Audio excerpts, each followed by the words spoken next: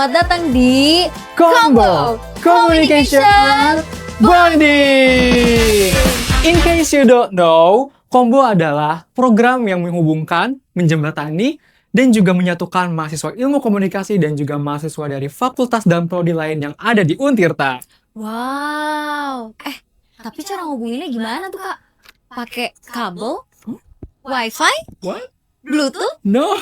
Atau HDMI? Apalagi, kita nggak bakal seribet itu untuk menghubungkan mahasiswa lintas jurusan dan juga prodi, teman-teman.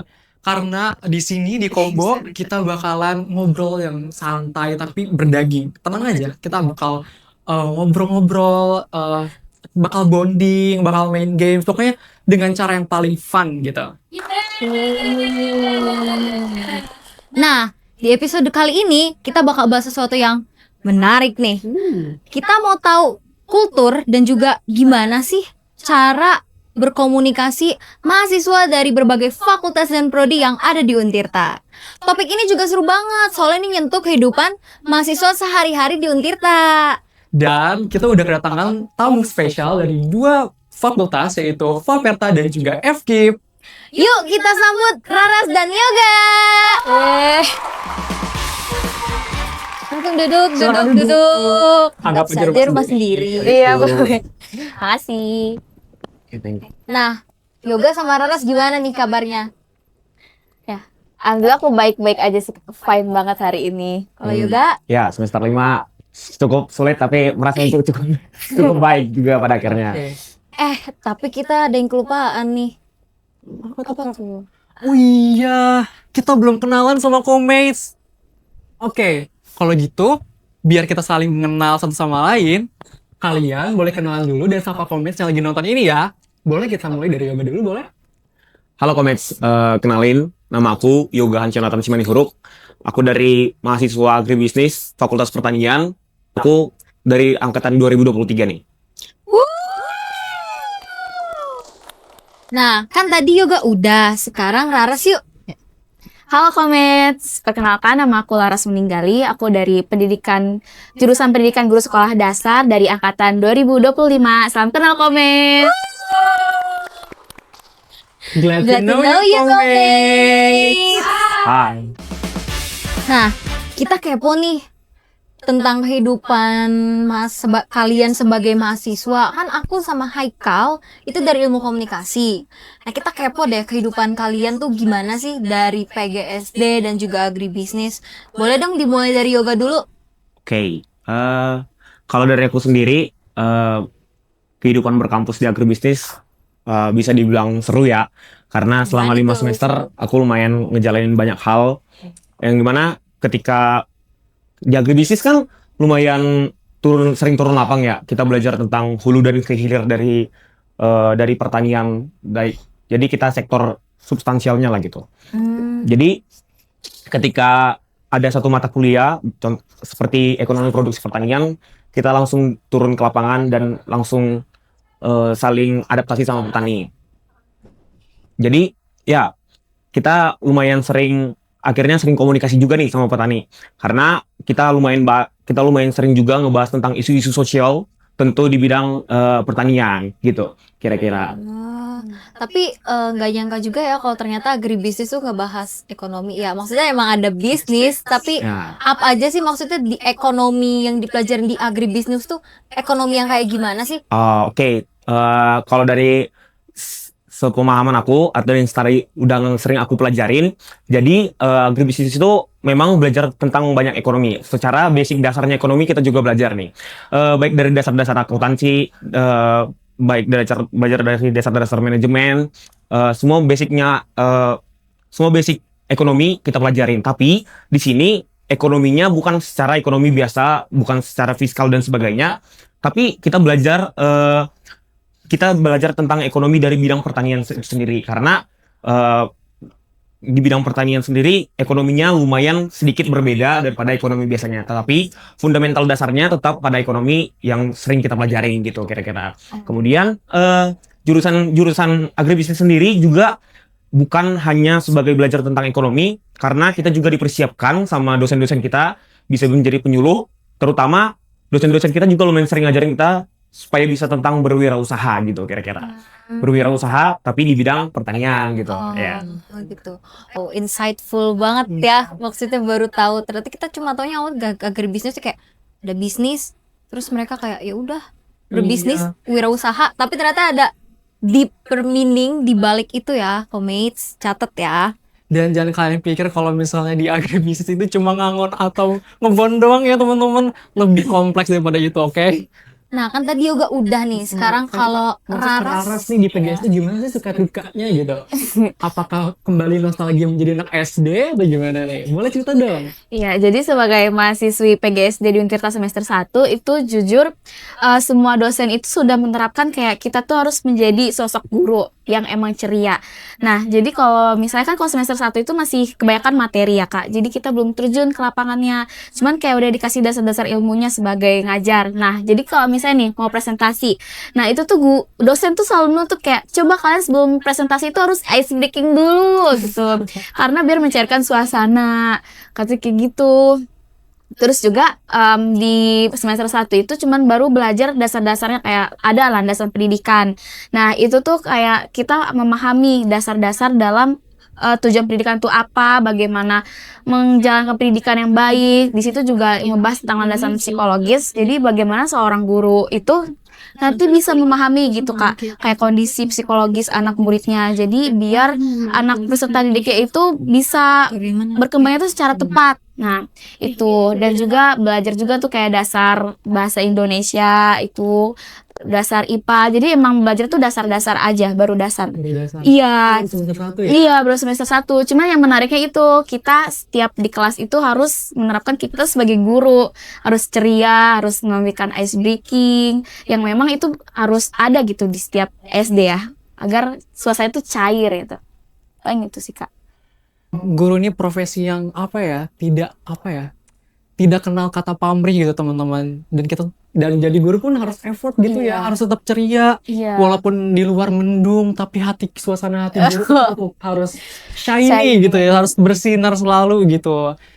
Aku juga penasaran deh waktu aku SD dulu, kan kalau misalnya wali kelas itu kan bisa ngajar beberapa mata pelajaran. Iya. Ini kalian dilatihnya bagaimana di PGSD? Oh, kalau di PGSD kan emang kita tuh belajarnya semua mata kuliah.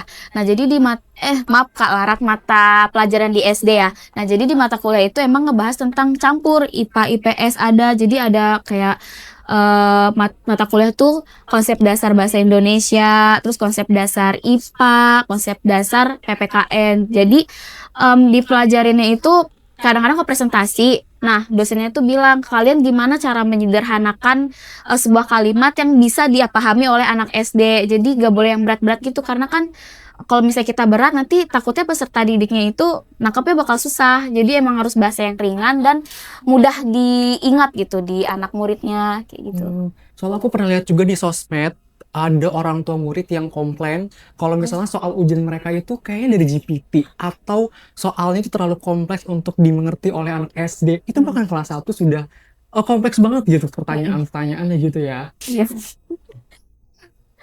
Aku kompleks AI dari ujiannya. Jadi kayak tingkat kesulitan soalnya ini benar-benar tinggi yang kayak mungkin bisa dijawab oleh anak SMP atau anak SMA gitu.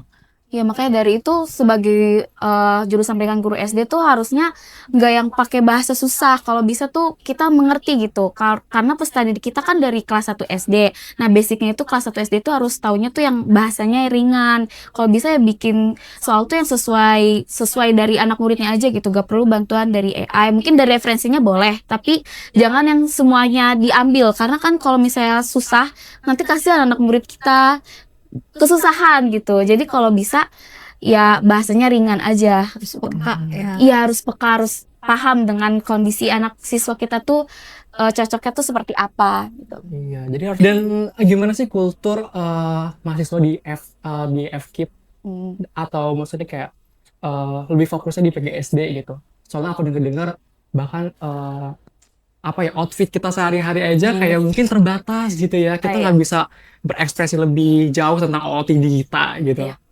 Ya jadi, nah kalau kulturnya itu, kalau di PGSD sendiri, nah itu nggak boleh pakai jeans. Nggak boleh pakai jeans. Nggak boleh pakai jeans. itu pernah ya ada teman aku pakai jeans itu langsung ditegur sama dosen kayak kalian kenapa pakai dosen kan kalian calon guru gitu. Terus juga kalau misalnya pakai nih misalnya Islam itu harus dari awal pakai kerudung, gak boleh lepas pasang. Kalau lepas pasang itu karena katanya gak mencerminkan seorang guru. Terus make upnya tuh gak boleh tebel-tebel, kayak katanya make up tuh yang sewajar aja gitu. Karena kan kalau kita sebagai guru nanti dari atas sampai bawah itu bakal dicontoh sama anak murid kita kan. Jadi ya yang sopan-sopan aja, rapi, sopan, gak berlebihan, dan yang paling penting tuh gak boleh pakai jeans sih. Aduh. Aduh. Kayaknya mahasiswa ilmu komunikasi tersindir sedikit Iya, ya. Karena memang di ilmu komunikasi ini kita lebih dikasih banyak banget kebebasan untuk berekspresi itu. Nah, kalau untuk yoga sendiri gimana sih? Maksudnya kan tadi kalau Raras kan udah mencerminkan seorang guru nih. Kalau yoga mencerminkan pertanian nggak? Dengan cangkul, terus topi apa sih? Tapi capi. Tapi Sebenarnya kalau di jurusan aku lumayan fleksibel ya. Kita juga lumayan dikasih kebebasan asalkan dibilang sopan dari segi gaya berpakaian. Tapi akhir-akhir ini mungkin karena dosen yang mungkin terlalu banyak tuntutan tugas. Jadi kalau dari aku sendiri makin naik semester semakin sedikit merasakan namanya kuliah secara offline gitu. sama. Iya, relate. Karena walaupun begitu bukan nggak berarti aku nggak kenal sama satu sama lain sama teman-teman aku. Jadi kayak kalau misalnya turun ke lapangan nih, kan beda, kan aku kan lumayan sering pisah-pisah kelas lah. Jadi supaya kawan-kawan baru gitu, supaya chemistry lumayan baru. Nah, makanya di turun lapangan itu lebih kerasa jadi ketemu kawan baru, punya teman-teman baru, dan aku lumayan suka ngelihat gaya pandangan mereka, gaya mereka kalau misalnya mau mengerjakan tugas itu gimana sih kira-kira. Aku tahu kalau misalnya hanya sama teman-teman biasa kan aku udah tahu nih mereka cara kerjanya gimana, sedangkan di aku nggak. Jadi nggak perlu capit dan sebagainya, kita nggak perlu itu kok. Yang kita butuhin kalau misalnya turun lapang nih, biasanya anak agribisnis cuma butuh satu ketika turun lapangan, itu alma mater Untirta. Oh, iya. Selebihnya udah nggak apa-apa sih. Tapi ngomongin kultur nih, maksudnya kalau kultur kan pasti kayak udah banyak dilakuin sama semua orang kan, dan orang-orang juga pasti udah bakal tahu. Untuk kalian berdua ini, ada nggak sih stereotipe buat yoga? Apa stereotipenya ke anak PGSD, dan buat Raras apa stereotipe kamu ke anak agribisnis, atau lebih tepatnya ke Faperta dan juga FKIP gitu? Gimana? Dimulai dari yoga dulu boleh? Kalau dari aku sendiri, udahlah, itu cuma belajar biasa-biasa doang gitu. Karena enak SD, literatur pembelajarannya hanya kayak belajar IPA secara dasar, basic, matematika secara basic, matematika pembagian perkalian tambah-tambah kurang-kurang, karena masih secara basic begitu ya, apalagi untuk anak kelas 1 sampai kelas 3. Kemudian ini pandangan dan kesenangan mau seluruh Indonesia habis dari kuliah langsung daftar CPNS itu. CPNS dan guru. Atau sering terkadang di beberapa orang dari sudut pandang orang, aku ngelihat wah PGSD ujung-ujungnya palingan kalau nggak PNS mentok-mentok paling kecil-kecilnya honorer gitu, dengan gaji yang apa gitu. Kemudian yang ketiga ya sering dianggap remeh karena gajinya lumayan kecil begitu ya. Karena hanya untuk SD aja gitu, ngapain gaji kecil. Ternyata setelah aku pandang-pandang, kira-kira itu nggak make sense. Dari setelah aku berbaur sama teman-teman aku juga dari FK, kayaknya ternyata sekompleks itu gitu. Nggak seperti yang aku bayangkan dan nggak seperti yang dibayangin sama umumnya gitu. Nah, kalau untuk Rara sendiri gimana nih? Apa stereotipe kamu yang nempel banget terhadap anak Faperta? Kalau stereotip aku ke anak Faperta, nah itu tuh kebanyakan karena kan emang Faperta itu agribisnis, agroteknologi. Nah itu tuh ya di pikiran aku sama mayoritas ya mungkin itu tuh ya pertanian aja gitu, gimana cara nanemnya, iya kayak kata kakak.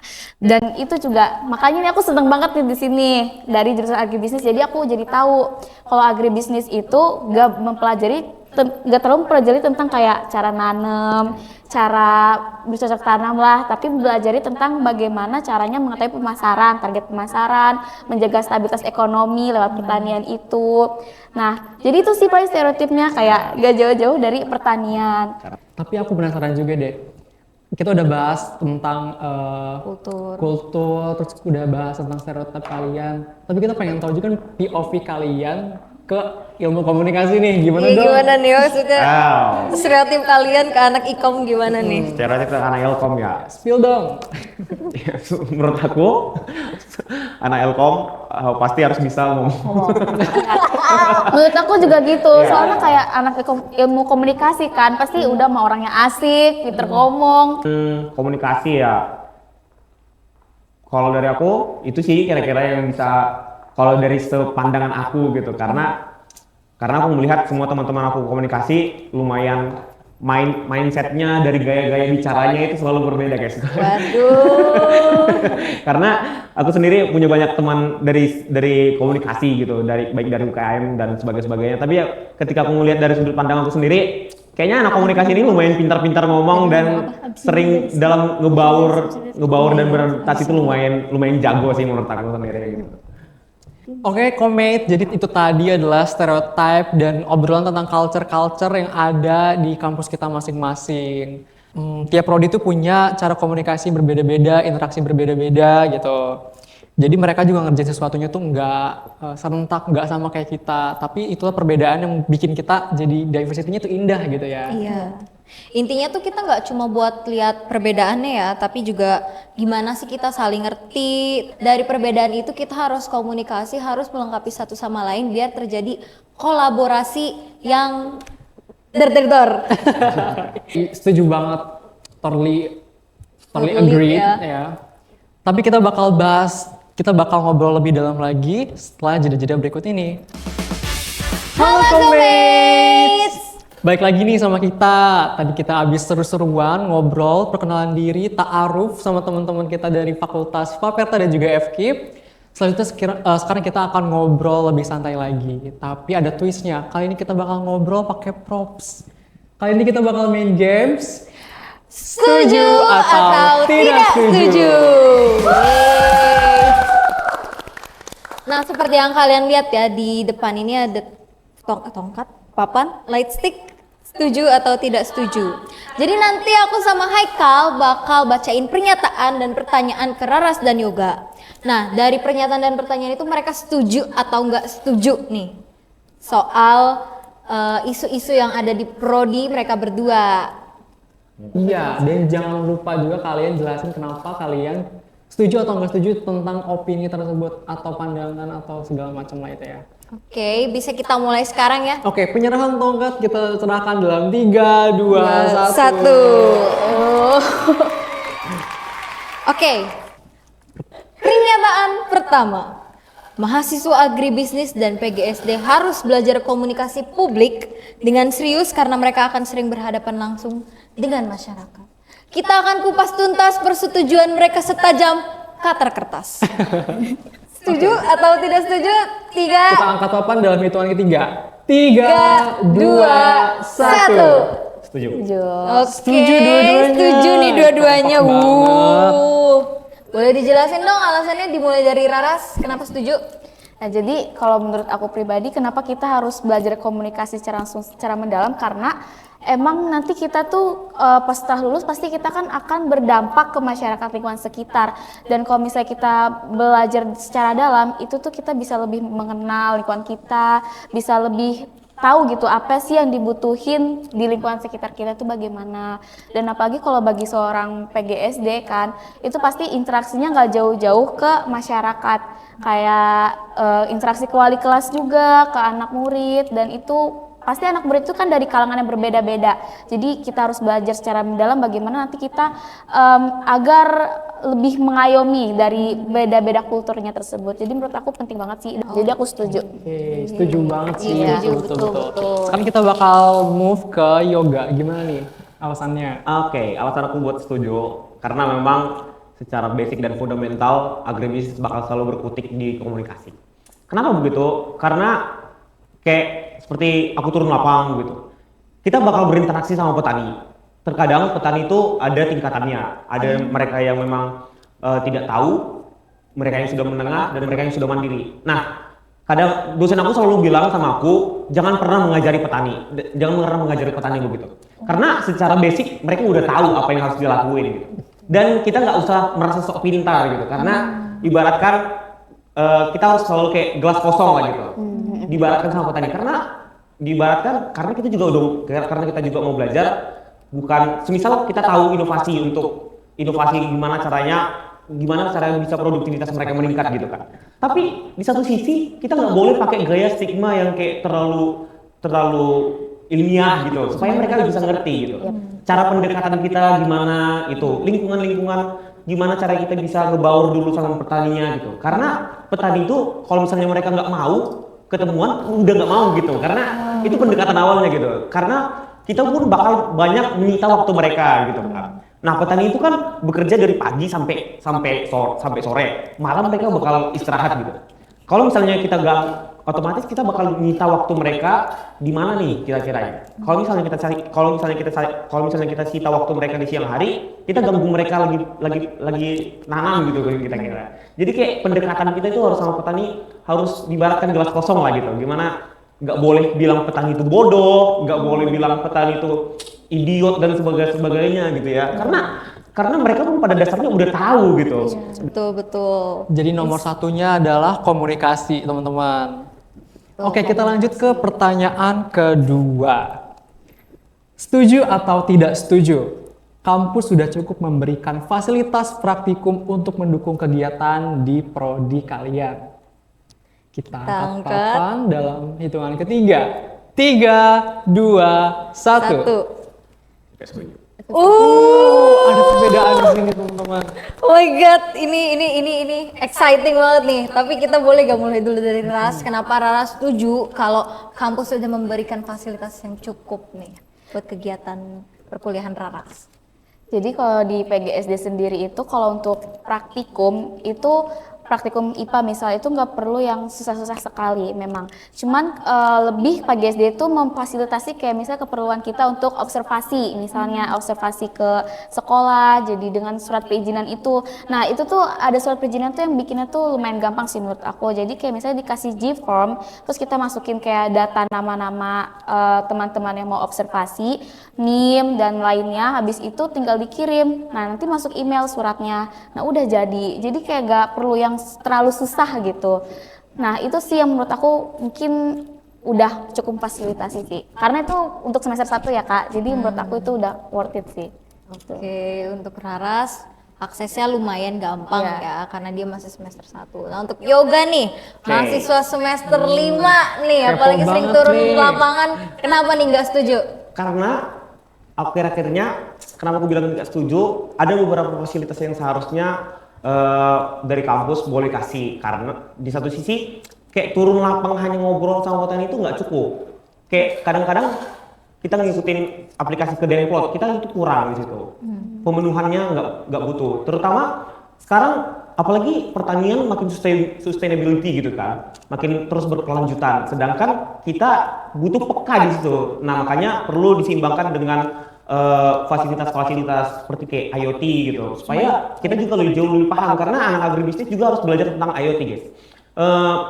Karena kita bakal bisa kerja di smart agritech gitu kan, itu perlu sih terutama. Nah di sini aku sendiri belum pernah merasakan dari sisi itu gitu. Makanya kalau misalnya hanya ngobrol saja, menurut aku kurang worth it. Makanya bisa harus sambil diselingin dari praktiknya gitu. Itu sih dari aku. Insightful ya ternyata ya, dari dua perspektif yang berbeda dan juga dua angkatan yang berbeda. Yang satunya dari yang baru masuk maba nih, dan yang satu lagi dari semester 5 yang udah hampir menghadapi sepuh gitu ya.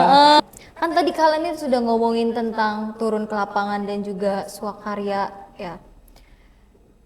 Tapi kalian setuju atau tidak setuju kalau mahasiswa di generasi kita ini justru lebih fokus ke teori daripada kemampuan terapannya di lapangan? Kita angkat tongkat kebenaran dalam hitungan ketiga. 3, 2, 1. Menarik nih. Boleh dimulai dari Raras dulu? Jadi kenapa alasan aku milih setuju karena kita tuh lebih belajar ke teori. Nah, jadi di semester 1 sendiri itu tuh bener-bener belajarnya itu fokus ke teori banget. Jadi aku tuh semester 1 belum turun ke lapangan malah. Sedangkan ke kakak kelas sebelumnya tuh semester 1 udah turun ke lapangan. Nah, di PGSD itu sendiri kayak diajarin teori, misalnya landasan pendidikan itu apa, pengertian landasan apa, pendidikan itu apa. Jadi kayak lebih ke teori gitu, praktek lapangan itu belum. Maka dari itu aku pengen banget sih ngerasain tuh Kak, kayak pengen turun ke lapangan gitu, penasaran kan ngajar anak SD langsung tuh kayak gimana. Jadi aku setuju sih kalau misalnya kita tuh kebanyakan teori dulu daripada terjun ke lapangan. Make sense sih, mengingat Raras juga kan mahasiswa semester 1 ya, tapi Iya. bakal ada waktunya kok. Bakal ada waktunya. Tenang aja, pasti Tenang, bakal ada tenang. Gak waktunya. sabar banget. Tenang. Bagus ya udah antusias dari semester 1 ya. Iya, dicontoh ya Komates. Nah untuk selanjutnya Yoga, kenapa nih kalau lebih setuju kalau mahasiswa kita ini justru lebih fokus ke teori daripada turun ke lapangan? Oke, kalau dari aku sendiri mungkin karena basicnya sarjana gitu ya. Jadi harus lebih fokus kepada teoritis dan daripada turun lapangannya. Nah, kemudian sebenarnya itu berkorelasi sama kemajuan di zaman sekarang.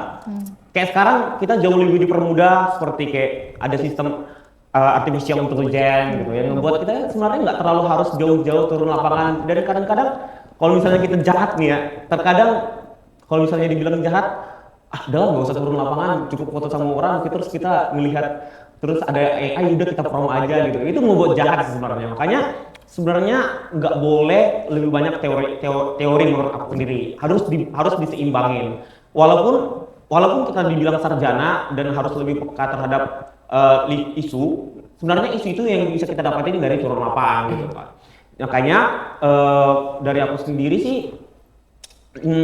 merasa memang harus seimbang, terutama kita melihat perubahan begitu besar di dunia pertanian gitu ya. Yang awalnya dunia konvensional berubah jadi sekarang udah jadi agroindustri, berubah harus terutama sekarang kerja sama dengan MBG gitu. Gimana penggunaannya gitu kan. Penggunaan kebutuhannya gitu.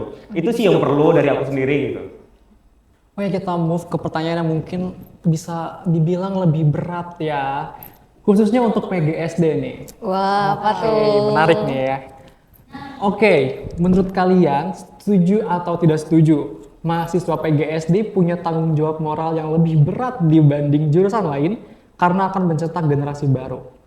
Oke, kita angkat papan kebenaran dalam hitungan ketiga. 3, 2, 1. Setuju. Ini benar-benar bakal setuju. Nah dari Yoga dulu nih, maksudnya yang dari luar PGSD-nya. Nah, kenapa aku menganggap sangat-sangat berperan penting? Memang kalau dari aku sendiri pendidikan yang paling dasar itu dari keluarga ya.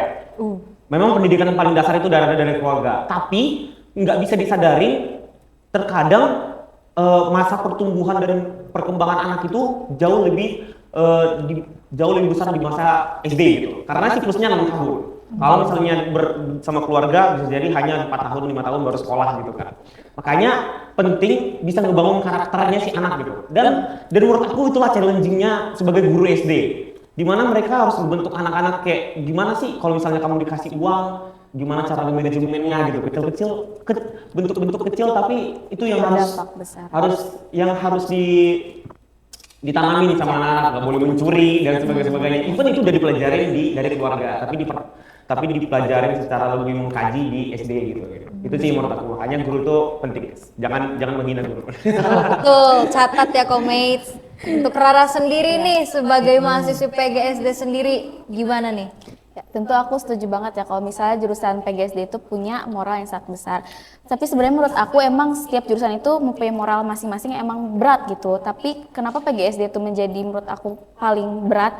Karena kita tuh mengajari umur yang dimana itu masa-masa pertumbuhan, yang dimana kita itu tuh dituntut agar bisa menunjukkan karakter yang baik, biar peserta didik kita tuh baik gitu. Karena kalau misalnya guru itu kalau misalnya kita menampilkan karakter yang gak bagus dari raut wajah juga, nah itu bisa dicontoh oleh anak murid kita. Jadi sebisa mungkin kita tuh harus profesional, walaupun di keluarga ada masalah, kondisi lagi apa, lagi sakit atau gimana, kita tuh harus bener-bener all out gitu, harus profesional. biar nanti peserta didik kita itu bisa lebih menjadi generasi yang emas lah, yang bagus. Tepuk Siap-siap. tangan dulu dong Iya, buat kita- calon guru kita nih. Kita bakal siap-siap menyambut Indonesia generasi emas 2045 berkat mahasiswa PGSD ya yang soon bakal jadi guru. Salah satu pahlawannya. Oke, kan tadi udah nih yang berat buat PGSD, sekarang agribisnis. Kalian setuju atau tidak setuju kalau bidang agribisnis harus mulai mengintegrasikan isu lingkungan dan keberlanjutan dalam setiap kegiatan akademiknya? Kita angkat papan. Oh langsung. Oh, Boleh. excited. Oke. Karena excited banget kita mulai dari yoga dulu deh. Kenapa alasannya? Oke, ternyata sebenarnya isu pertanian lumayan kompleks gitu ya. Dimana keterbatasan lahan itu udah jadi paling umum dan paling krusial di bidang sekarang. Makanya terutama lahannya sedikit, tapi orang masih tetap terus bertumbuh, tetap melahirkan gitu. Bahkan kalau misalnya kita lihat angka kelahiran itu jauh lebih meningkat daripada angka kematian gitu. Makanya itu jadi masalah isu yang serius, terutama masalah isu lingkungan. Kita belajar tentang ekonomi sumber daya pertanian. Ekonominya ada, sumber dayanya sedikit dan terbatas gitu. Dan gimana cara pembangunan itu bisa tetap terjadi gitu kan? Terutama kita melihat banyak degradasi lahan. Kayak seperti contoh di Banten aja ada galian TPC gitu kan, membuat lahan-lahan pertanian makin sedikit. Makanya menurut aku tuh isunya harus tetap kompleks dan harus ngikutin seiring berjalannya zaman gitu. Oh iya sih, betul. Kalau untuk Raras gimana nih? Ya, aku juga setuju sih. Agribisnis sendiri itu juga kan mempelajari tentang siklus juga ya. Jadi kalau untuk keberlanjutan itu pasti penting karena kita tuh membuat sesuatu tuh untuk yang terjadi ke depannya. Kayak misalnya tadi kelahiran itu banyak tapi ternyata lahannya dikit. Nah, itu makanya perlu pembelajaran kayak tentang keberlanjutan biar nanti ke depannya itu nggak terjadi kayak inflasi atau sepertinya. Ke pertanyaan terakhir nih teman-teman sayangnya. Oke, setuju atau nggak setuju? Kalau kampus itu seharusnya memberi lebih banyak ruang bagi mahasiswa untuk berinovasi lintas prodi. Langsung kita angkat dalam 3, 2, 1. Oke, setuju. Boleh dimulai dari yoga dulu. Lintas jurusan supaya menurut aku sendiri karena belajar itu nggak cukup hanya di satu prodi, harus bisa ngemuat di jurusan yang lain. Seperti kayak aku harus belajar tentang secara ekonomi. Kalau misalnya aku mau ke ekonomi sendiri, aku mau harus jauh lebih matangin dari segi ekonominya di bidang anak FEB gitu. Dan komunikasi, tentu saja komunikasi yang aku pahamin harus jauh dan harus lebih sedalam mahasiswa komunikasi. Makanya lintas jurusan itu perlu sih menurut aku. Kalau dari aku sendiri aku juga setuju banget sih karena kan lewat lintas jurusan itu kita bisa lebih tahu ya kayak kultur masing-masing dari jurusan tersebut, terus juga bisa mempelajari karakteristik mereka. Nah, jadi menurut aku penting untuk mengenal satu sama lain sih. Ya, penting lah. Karena perbedaan itu tuh harus disatukan. Iya betul. Bineka Tunggal Ika teman-teman. Jawabannya menarik banget ya. Dan dari sini kita bisa lihat nih gimana tiap prodi punya POV atau cara pandang yang berbeda-beda, tapi tujuannya sama, yaitu berdampak untuk masyarakat. setuju ini juga ya. Ini juga salah satu tujuan mengapa diadakannya Kombo, biar kita bisa ada komunikasi lintas jurusan nih.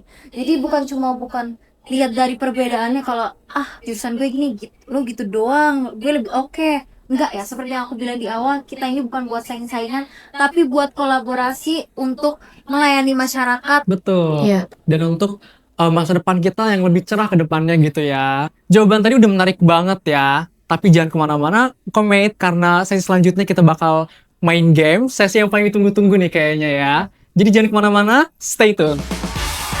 Halo Komates! Welcome back to Combo Communication Bonding.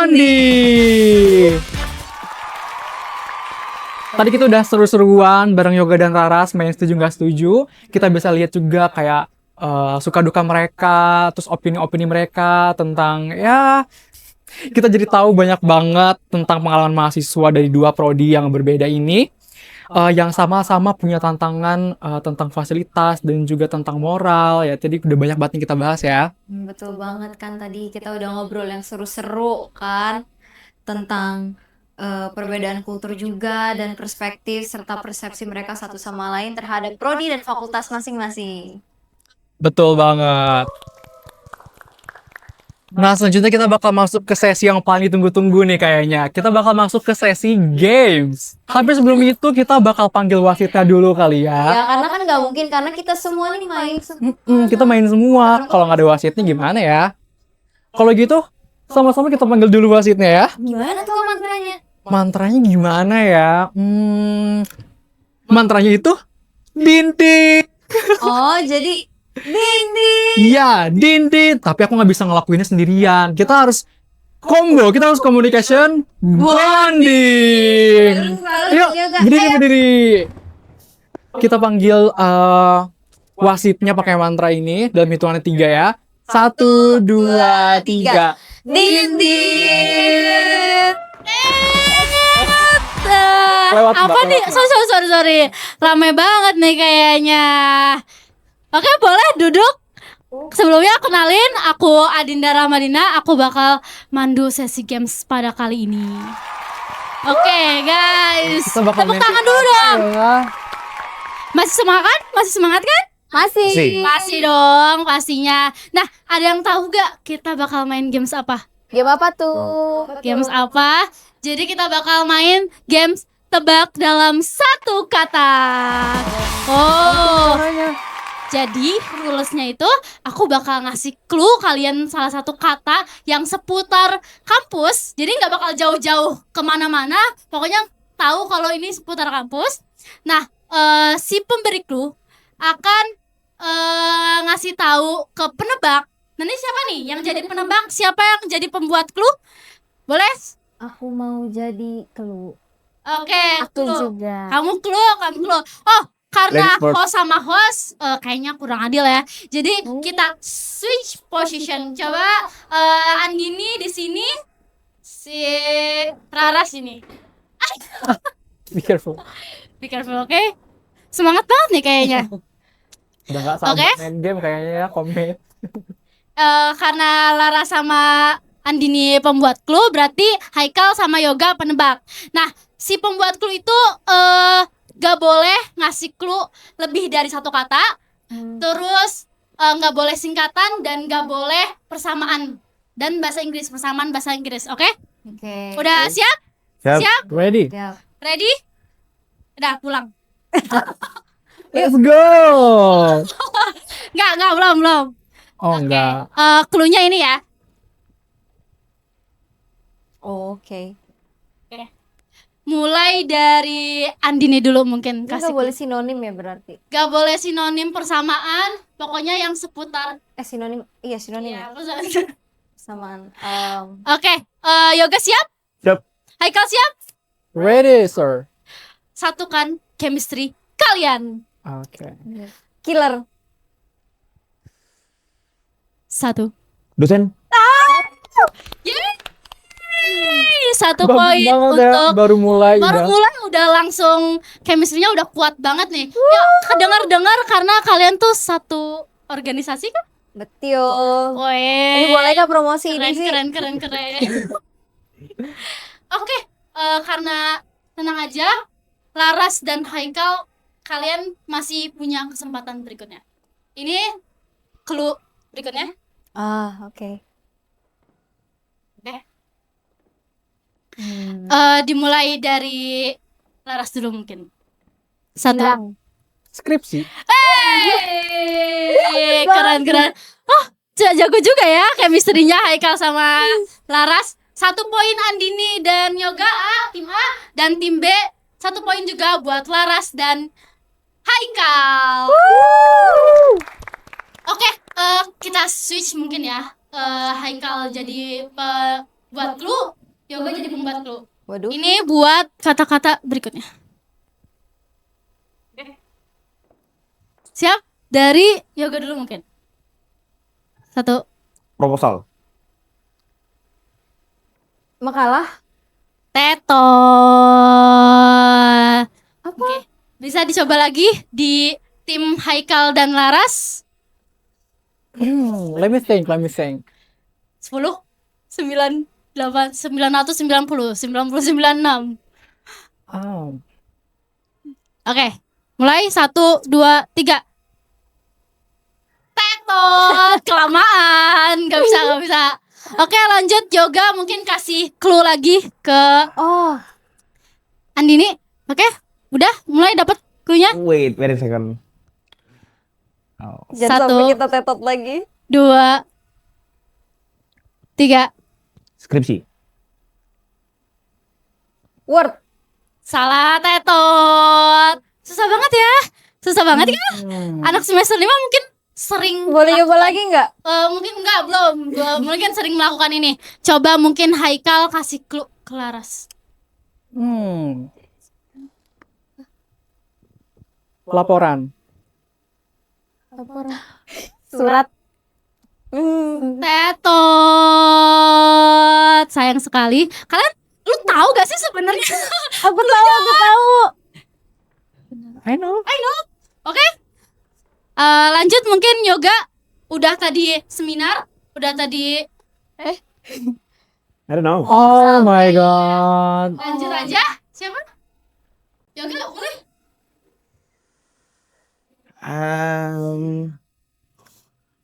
Comprehension. Seminar. Yeah. Bener. Tadi saya keceplosan. Bener gak? Jawabannya. Tapi nggak apa-apa. Kita tetap masukin ke poin di tim A. Tepuk tangan dulu dong. Oke, lanjut. Mau lanjut lagi pertanyaan clue berikutnya? Nggak mau. Oke. Di clue berikutnya ada ini. Jangan jauh-jauh dong. Kalian mau kemana sih? Aku mau ke Antartika. Oke, Apaan, Bang? boleh. Dari Haikal dulu mungkin ke Laras. Atau clue Oke. untuk Laras. Perkumpulan. Organisasi. Yeay. Cepetnya. Chemistry kalian kuat banget ya. Ah, ini curang. Mereka dapetnya yang gampang kan. Kamu Ngaku deh, kamu udah dendam kan sama saya? maaf, jadi sebenarnya aku ini udah dibayar sama Haikal di sini. Resign. Oke, mungkin ini bakal jadi pertanyaan paling bombastis. Cluenya, kata-katanya mau kita switch position. Dia yang kasih clue, dia yang penebak, oke? Jir. Tahu? Oke, dari Andini dulu. Genting. 3 2 Genting. Deadline. Yeay! Wah, gila chemistry-nya Andini sama Yoga keren banget. Boleh kalian ini ejek-ejek dulu mungkin Haikal dan Laras.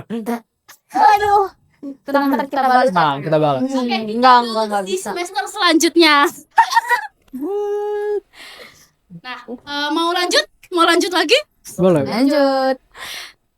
Ini yang ngasih clue mungkin Haikal biar Laras nggak tahu clue-nya apa. Tapi kalau Raras gak tahu bisa ini kan, bisa keoper. Iya. Udah gak tahu aja, Ras. Aduh, buat aku. Tidak menyerah. Satu Boleh berapa kata? Satu Satu doang. kata dong. Dengerin nggak sih? Tampan. Oke. 3 Kantor. 2 1 2 3 tetot. Tar dulu, sabar Dini. Oke, Yoga mungkin mau kasih clue untuk Dini. Lowongan. 1 Magang. Yes, that's right. By the way, saya skip hari magang buat syuting. Oke, tepuk tangan dulu dong buat teman-teman di sini karena udah main game yang seseru ini.